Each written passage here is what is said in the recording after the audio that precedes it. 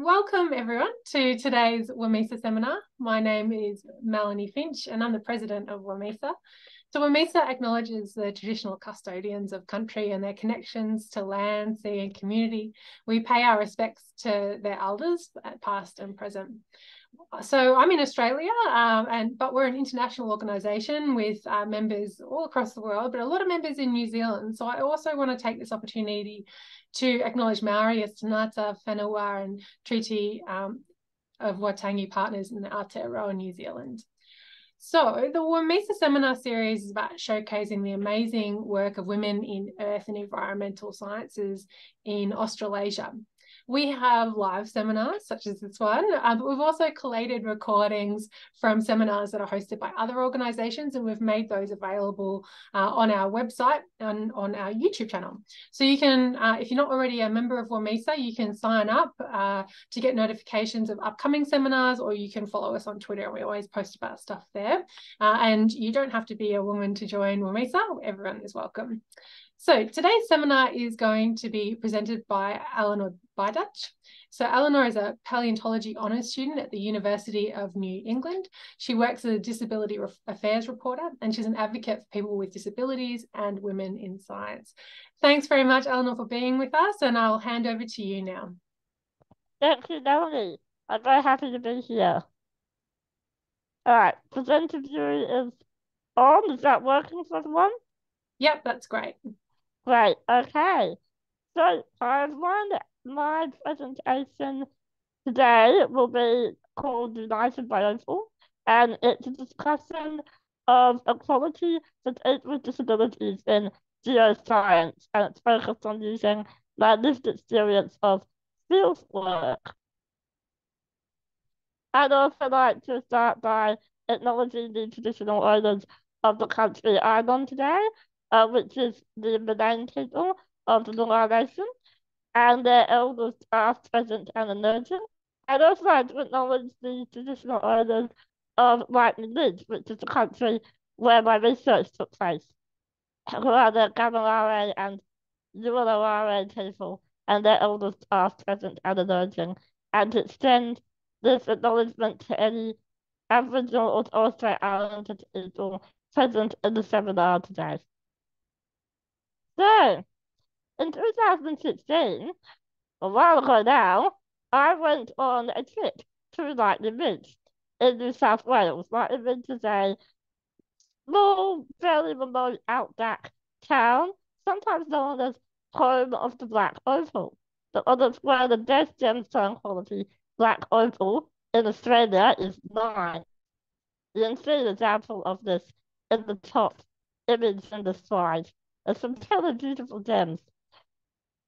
The interesting thing about Lightning Ridge is it's not only black opal gemstones that's found there, there's also fossils, including dinosaur teeth and plant material, some invertebrates which are preserved, and black opal. So it's quite an interesting and remarkable place in terms of paleontology. So I went on this citizen science dig, looking for opal fossils, which was managed by the Australian Opal Centre and the Australian Geographic, and they're done it almost every year. It was my first ever field trip, some really important milestone, and it was also the first time a disabled person had gone on the dig to Lightning Ridge. So it's pretty significant for everyone involved. Obviously, I mostly went because I wanted to find fossils. But I also went to research access and inclusion in science. And that opportunity to look at how this is addressed in a fieldwork situation. To that end, I wrote an autoethnography of the experience, which is more of an art paper than a scientific paper. My research for the autoethnography was split into 2 broad categories. The context, which basically centers on why research disabilities in science, and the experience component, which is my experience of inclusive fieldwork. Each for this presentation and for this research are United by Opal, which is the name of this talk, of course, That refers to how the group, as in the big participants, myself, and the wider community, were united by the common search for opal or opalized fossils. It became a sort of communication bridge for everyone involved. Also ethnography, which is the anthropology term referring to where a researcher connects with personal experience with a wider culture and social meanings. That was how my research actually framed. So my personal experience was being a disabled scientist in a fieldwork situation. So I've got a little bit more about me for some background information. I am a disabled vision scientist, quite obviously. I have a condition called spinal muscular atrophy, or SMA type 1, which is a rare, incurable, and typically fatal condition. It causes respiratory compromise, so unlike everything open during this talk, muscle weakness, and mobility impairment, which is why I did a wheelchair. I was diagnosed in '94 before there were any treatment options. Luckily, it's not the same story nowadays. Adults are young age with SMA through medication to help with the condition. But back then, I was essentially on the road, and luckily, I survived despite the diagnosis. And I went on to do a degree in marine biology at the University of Western Australia. I'm currently doing the honours in Eleanor at UNE, and I work as a journalist and even volunteer for my local SES unit. At the time of 2016 year, I was still an undergrad student at UWA. So, the research section of my presentation of my paper. Why write this paper? Well, first of all, it was a unique experience to actually look at access and inclusion in the field.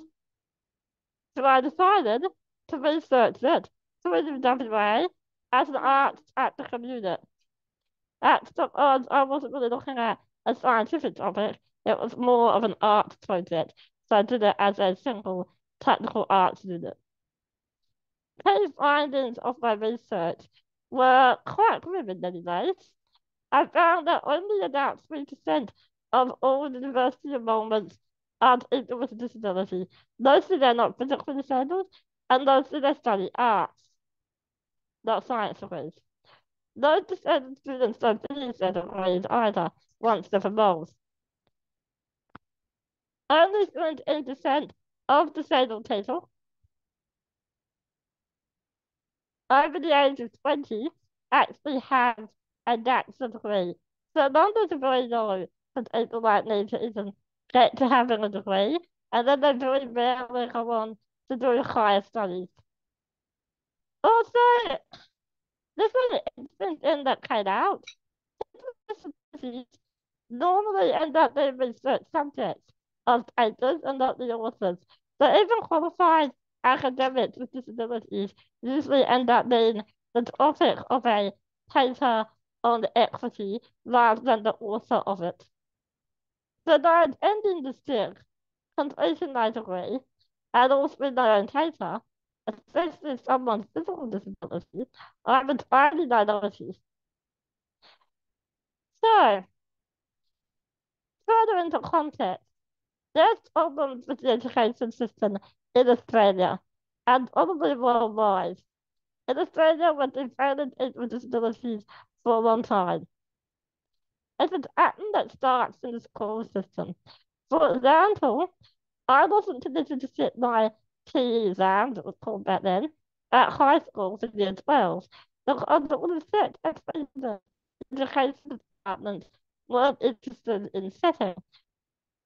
That was a precedent around the idea of making equitable, inclusive exam arrangements for disabled students to be able to finish their high schooling. And that was something they weren't really interested in doing. This year, the Disability Royal Commission finally published their report after many years of investigation. And here are two quotes that stand out from that report. Today, Australian schools do not consistently deliver an inclusive education that protects students with disability from violence, abuse, and neglect. That's fairly depressing if you consider that their report covered all ages, including primary school, and is talking about students experiencing violence and abuse at that age. Also, schools systemically exclude students with disability. This is why that's my experience. They do this, sorry, they do this by not providing appropriate adjustments and supports to enable their participation in classrooms and in broader school community. So that was the kind of lack of adjustment that the education system wanted and change for me to do my final exam. I actually dropped out of high school and on to university anyway. Then a significant barrier that able disabilities find to engage in research is a lack of communication. I was never actually told I couldn't study paleontology. There was just information around how I could study it in an undergrad, as an undergrad student. Growing up in a rural area and having a disability is the limit to the options. The university near me offer paleontology as a course, and it's such a physical discipline that I just assumed without any information to the contrary, it wouldn't be possible. This comes from a personal story, but also I've researched stories for work that have similar experiences. So the only say, as journalist, I wrote one article called "I'm always the only scientist in the room in a wheelchair. It shouldn't be this way." That was like out of my personal experience in my undergraduate studies of how I never actually met another person, student or teacher, that had a disability and used a wheelchair. So that shows a lack of enrollment and retention. It was also very difficult, so it made it very hard to have strong mentoring relationships or friendships, as nobody there was able to understand what I was experiencing on the same level. A lack of communication of options does stop people studying science and drives them into other disciplines. Like I said, mostly disabled students study arts programs. Another article I wrote on women with disabilities in science, I met a person who had a very similar story to mine. She was interested in paleontology since childhood, that again, her universities, all the campuses near where she lived, only offered paleontology units required extensive field work, even internationally. That wasn't an option for her as a wheelchair user. So it's a significant issue, clearing that barrier and not communicating alternative arrangements. Then there's the barrier of low expectations. So,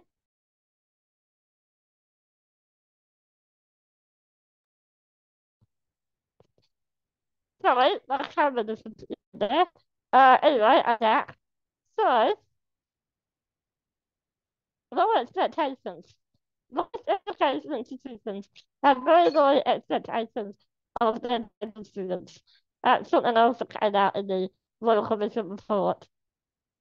And I have experienced fairly low expectations in my time as a student. Statements such as, "Can't you just do a nice English degree?" was said to me when I was a student at UWA.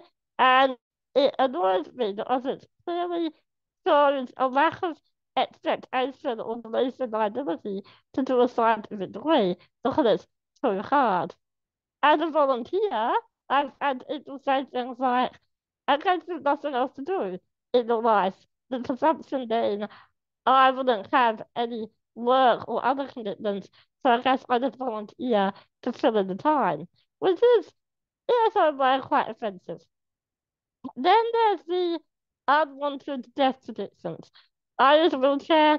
I sometimes wear a respirator, and so people look at me and assume that I'm going to die of whatever this disability is. And I have a habit of asking my mother subtly, what is Eleanor's prognosis and how long will she be alive? There was also this attitude a lot of my life of why I knew something with this won't be around long enough to see how it ends up. For a lot of people with disabilities, being alive is considered such an achievement that that's something worth celebrating and not our actual achievements academically or professionally or anything like that. Then there are those social low expectations, which are also a barrier. In my experience, my family are mostly very supportive, but some of them have said things like, she's not really an paleontologist, but their idea of paleontology is so limited to very physical that there's this presumption that I'm making enough or in some way fabricating my abilities or exaggerating them. And that is because, on a lot of levels, geoscience is quite unequal. Equality means providing the same to all. Equity means recognizing that we do not all start from the same place. So to acknowledge and make adjustments to those imbalances. If we look at the figure on the left here, this amusing cartoon, it says, for fair selection, everybody has to take the same exam. Please climb that tree. As you can see, most of the animals present in that image wouldn't be able to climb a tree. That's the issue with equality and equity. It's not about everyone doing the exact same thing on the same level. It's about adjusting the assessment so that it's fair and balanced to everyone participating. And at university level, there's usually offers for reasonable adjustments for course content, assessment exams, but often they can actually be blunt incidents as much as they're not considered from the perspective of what might be necessary to each specific person. They're usually things like, oh, we'll just give you 3 times the length of regular exam, or you can do an oral dissertation. But to somebody who's prone to anxiety, this comes from multiplied stress and get time to write. And of course, then there's physical barriers. Physical barriers are very important in geoscience, and they particularly focus on fieldwork components. Geoscience focuses too much, in my opinion, on intensive fieldwork, like the evidence of mapping capstone units for geology degrees. And courses don't always sound accessible, even when there are options, such as studying online. UNE, for example, offers most of the paleontology degree as an online course, but it's very difficult to find information on how these things work. That is a form of discrimination, because they're withholding the information that makes things sound accessible. That's not a problem just geoscience, though. It's a problem for all sciences.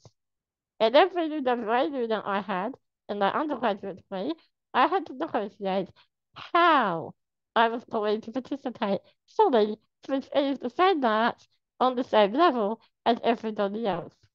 Because there was a heavy reliance on field trips, counting, and data collection through scribbling and trips out on boats, all of which, of course, were inaccessible to me. It was never considered that there would be disabled students studying science. Therefore, it was never assumed that that anyone like me would ever need to have adjustments made to our learning experience. So, the light image experience. That was inclusive field work. For this section, and writing about it, what I did was I looked at the preparation that went into college light image. For example, it was a citizen science book, so it was extensive and self-funded. My family and I started a GoFundMe campaign and reached out to local charities so I could have a vehicle fitted out to be a traveling home that was accessible because I can't really fly on an airplane. And then I looked at the attendance, which was focused on the physical access of the environment, the inclusion and acceptance of the other participants of my involvement, and the accommodations made by the coordinators for my needs. Okay, so that image was a very long journey. It was about 10,000 kilometers there and back from WA to New South Wales. And in saying that, I started out down here in Mount Barker and then went all the way up here to Light Image. It's pretty much right the way across the country. So it could be occurring to people now to wonder why I was so interested in fieldwork. Well, the simple answer is I always wanted to be a paleontologist. As a kid, my favorite TV shows were the BBC's Walk and Forties. So it's something I've always been fascinated with. But paleontologists don't look like me. They look like him. Indiana Jones, obviously he's an archaeologist, but it still fits the stereotypical idea of an paleontologist. But when you think of paleontologists, typically people think in stereotypes. And those stereotypes are white, male, and always able-bodied. And these are stereotypes that go back to the 1800s, the era of the bone wars between paleontologist cowboys, Orson Nash, and Edward Drinker Cope. And the fact that they used to have epic fights and allegedly even gunfights over access to dinosaur bones and fossils. And this very narrow rivalry became the foundation of a lot of paleontology. It's when a lot of the early research started and expanded. And therefore, paleontology has a bit of an issue with the male-dominated and able-bodied discipline. And those stereotypes keep potential students out of geosciences even today, including me. I went on to read biology first, but all of the barriers I've discussed, and the fact that there didn't seem to be room for disabled female paleontologists. That was completely different light image, which is interesting as a fieldwork experience. It was a year in preparation at both ends, mine and the coordinators, so definitely trying to adjust to the idea that someone like me would be there. In the end, they didn't change the program. It was already surprisingly accessible. My favorite example of a light image inclusive and accessible experience was actually Lunatic Hill, which is a hill overlooking an open cut line. And it was our first day in Light Image. We did the opening lecture at the AOC sorting shed for fossils, and then the dead participants went with Dr. Philbell from UNE into the Opal line to have a look at the strata and the landscape and then the starting lecture about fossil finding. I, of course, couldn't go down. My sister and I stayed above the line, and one of the other paleontologists from like the news, Dr. Liz Smith, came out to talk to us about pretty much the same material everybody else was hearing. And she talked about the landscape, that strata, and everything in the context of being able to see it. It wasn't like a typical academic lecture, which is very divorced from the physical reality. It felt very normal. It was a friendly conversation and one that was informative and relevant to the gig. It might not sound like much, but then that when you have a disability, people don't generally go out of their way to make things inclusive and normal. That was an inclusive experience. And this image on the right here is Lunatic Hill. The arrow here at the top corner, and that down there is the line. So when it came to writing the paper, I decided to write about the inclusive experience like this one in an autoethnographic style because people with disabilities are underrepresented in science. I wanted to make a claim to their personal experience and self-authorship of the experience. I also developed the concept of the disabled gaze in that paper. And that is another anthropological term based on the idea of the anthropological gaze, which is to look into another's culture from the outside. You don't really think of it, that people with disabilities actually do have our own kind of our own culture within wider society. The way we look at and interact with people, objects, the physical environment is different to able-bodied people. And we have to consider different aspects and different values. If I'm having a conversation with someone and we approach a building we need to go into and there's steps at the front, I have to break off that conversation to go in and find access with a van.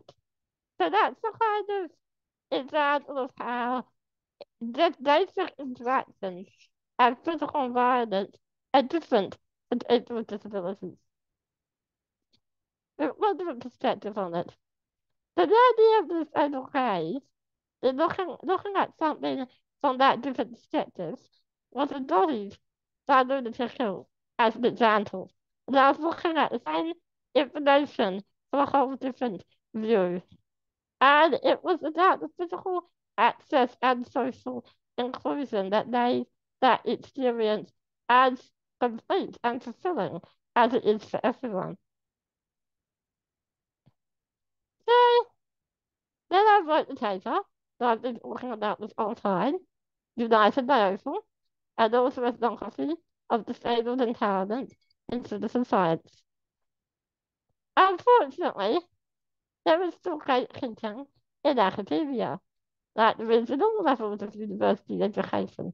So after I wrote submitted the paper to the social sciences journal Study in Society, they rejected it because it didn't fit the journal's subject materials. In their letter, they wrote, the editors feel that might be better placed in the Journal of Disability Studies. So maybe not that offensive as an opening statement, but it makes it clear that disabled perspectives weren't wanted in mainstream publications, even though the whole point of the paper was talking about the lack of representation in a mainstream way. So, Lightning leads success. What made Lightning lead such a successful field work experience for someone with a disability? Well, it starts with acceptance. There wasn't any real reluctance to have me there. That was a nice change. There was the preparation for my inclusion. Instead of an usual you can't go approach, there was more of a where can you go attitude for what parts of it I could attend and how easily I could attend them. Then there's the attitude of inclusion. That's where the idea of being united by Opal comes in. We were all there for the same reason, so it was all very inclusive. There was no expectation that I'd be there in some other less relevant capacity. And physical access is a part of it. Sourcing internal to fossils isn't actually inaccessible. As you see in this image, the way it worked is the pebbles of fossils will be brought out in the blue bucket down there. I have a tray in my wheelchair, so my sister here, Kirsten, would get the box, put them on my tray, and she'd be my hands. I wore the goggles for identifying, and we did pretty well at identifying a lot of different fossils and telling the difference between organic material and general rocks. So that isn't actually a difficult way of doing fossil identification. And as to like the lids, I'm now studying at UNE. You see, Dr. Bell from UNE was the one that said to me that the University of England offer online courses in paleontology and said repeatedly that I should enroll in some. So thanks for that, I did do a few elective units in paleontology and then started my honours after I graduated because I knew it was something I was actually able to do. The good age of perspective of geosciences is not about ultimately where we do everything. It's about looking at what areas can be made inclusive for everyone. Like the Ridge didn't know any of the column states, or like the Ridge experience, didn't know the column states, but being made to feel redundant, like contributions don't matter to the overall project, did made to feel like a burden. The idea that asking for accommodations for one's needs is an inconvenience. A lot of the time, a person with a disability, all of our needs are met. So it's that well, I don't want to do this, and ensuring that people and places often have when they're doing those accommodations. The other thing that didn't happen at that image was this invention of special tasks where you redesigned the whole situation to single out a person with a disability because nobody ever thought about how they could contribute in general in the first place. You have to be careful not to individualize such points of the discriminatory, because that actually is a thing called often discrimination, when you focus on the person solely because they are a minority and not their abilities in that field. And this short video from the American sitcom Scrubs in 2001 is a good explanation of classic discrimination.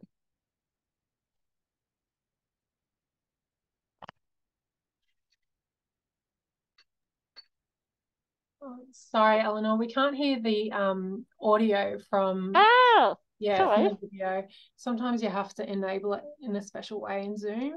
Ah, I'm not sure how to do that. I think it's Anyway, in the settings. settings. Okay. I Or was on a quick go. maybe There's it's something in called share sound. the audio settings, maybe. Audio settings. Let's try share sound. Yes, that sounds That's right. great, and I will Can sign you on the hear dotted that? line. Perfect. Yep. All right. I'll rewind it a bit. Good. Yep. Thanks. Okay. Doctor, and that's great, and I will sign on the dotted Oh, line. doesn't quite go on But that's there. not what this is about. Oh. All my life, I've been singled out because I'm black. But I didn't even enter the contest. Smile for the picture. Remember our college brochure? So what? They put you on the cover. Twice? Oh. Oh. Come on, it's different this time. Now it's both of us. That's my jam! When you bump in your car, that's my jam! Oh, yeah! That's my jam! When it's bumping in the club, that's my You can still see my hand on your shoulder. jam! And that's when So that doesn't is a very racial perspective of discriminating against someone because they're black. That is also applicable to disabilities as well. It can also be somewhat considered tokenism. What makes you think I'd want to be a part of it? Right. Sorry about that. So, the best way to avoid positive discrimination is to get as wide a perspective as possible. It happens by assuming that one person knows everything about someone else's experience. So that's basically untrue. I can tell you a lot about access from a wheelchair user perspective, but I'm not very aware of the access requirements from the perspective of someone who is blind, deaf, or autistic, just to name a few types of disabilities. And so it's just that when designing a unit, research, field work, and you will have as many participants as possible to get all the information you need from as wide a perspective as possible. So that way you can avoid doing things like total discrimination, or just outright not including people. So why be inclusive? It sounds like a lot of work, doesn't it? Well, obviously it's the right thing to do. But we're all scientists, and therefore everyone prefers to have some statistics. So here are some numbers to back that. Geoscience enrollments are on a downward trend globally. At least they were last time I looked. Now, people with disabilities, will they have around 20% of the population? So we can look at this as a bit of an untapped resource of people who can be interested in contributing to this field. And according to people with disabilities, can also result in some incredible innovations and benefits which benefit geoscience itself as a discipline. New technology and techniques are invented with the right motivation. And then Niall's research is kind of an example of this. I'm using a statistical process, geometric morphometrics, to investigate Cambrian fossil worms. And there's not been defined this particular species or genus at all. So it would be something that wouldn't happen that easily if there wasn't a person that needed to be using this very remote method to do the research. And therefore, because of my motivation to do it that way, new data is being uncovered about a species and techniques to measure that data. So can fieldwork really be inclusive? Yes, it can. And like the bit shows us, you instruct things rather than just look at things in a way that can be inclusive. It is difficult because obviously the majority of field work is about going out, getting doing some work, and cracking the stones open. Let me give one example. The 7th anniversary radio conference this year. I went on the Earth conference field trip to Northern WA with my supervisor, Melissa Betts, who I saw in the audience today.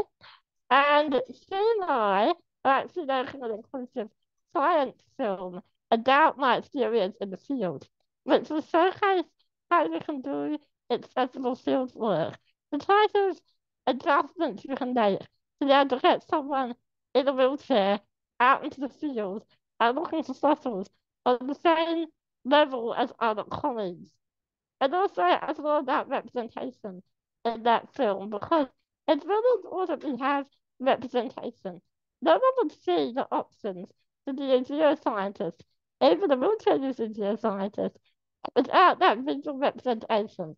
So I guess in a way I've ended up a bit of an ambassador for representation and inclusion, difference and diversity in this field. Well, thanks for listening. I just want to finish with some acknowledgements. I'd like to start by acknowledging my author ethnography co-author, Kirsten Beidatsch, who is also my sister, and my project supervisor for the author ethnography, Jan Versant for UWA, and publication advisor, Dr. Hayford, and also UWA. I'd like to thank my mentors and honoured supervisors, Doctors Marissa Betts and Nick Cantoni from UNE, the Australian Geographic, the Australian Opal Centre, the Light and Mid community, all the medical organisations, and all my fellow participants from that experience. I'd like to thank WOMEESA for giving me the opportunity to talk about this today. And I'd like to make a special mention of Dr. Phil Dell from UNE and Dr. Jenny Daniel from the AOC, who were both there in 2016, for their support and inspiration on the dig. I'd like to say especially that without their encouragement, Phil, I would not be doing paleontology today. So thank you. Thanks, everyone. Are there any questions?